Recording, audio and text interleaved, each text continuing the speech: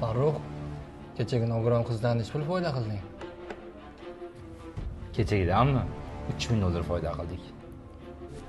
Yana ikkita bola kelibdi. Yordam so'rab, video chiqarish kerak.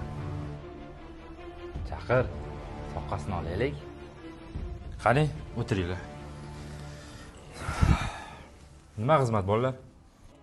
Aka, internetda video rolik chiqarar ekansiz, qiynalganlarga yordam berib ehson qilar ekansiz. Shunga biz mahallamizda ham yoshlar katta onaxon berdilar.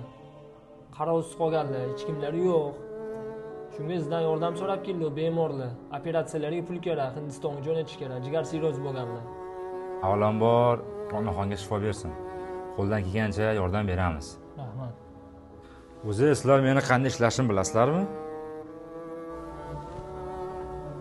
Nima demoqchi bo'lganingizni tushunmadik.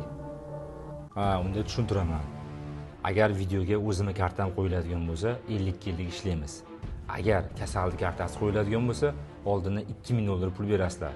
Ish bitgandan keyin 3000 dollar pul berasizlar. Men xuddi shunaqa ishlayman. Biz sizni qiynalganlarga yordam beradi, yaxshilik qiladi deb o'ylardik. Aslida siz bu nogironlardan foydalanib pul ishlarkansiz-da. Bunaqa aqlli gaplaringni boshqa joyda qilasan. Meni shartim shu. Yoqmasa sullaring betdan. Mahmudxon, bolalarni kuzatib qo'y. Demak, siz videoda ko'ringan inson emas ekansiz-da. Nahot sizga insonni taqdiri qiziq bo'lmasa. Seni oldinga umid bilan kelgandik. Alloh insof bersin, Xudodan qo'rqing. Marras, shu inson o'rnida seni onang yoki singling bo'lishi mumkin. Ehsonning mukofoti ehson deyilgan. Saniki nima bo'lar ekan? Shunchalar qimmatmi, shu pulsiz zulmatmi? Boylik eng ulug' ne'matmi? Yo'qmi inson qiymat? Dunyo shunchalar qimmatmi, shu pulsiz zulmatmi? Boylik eng ulug' ne'matmi?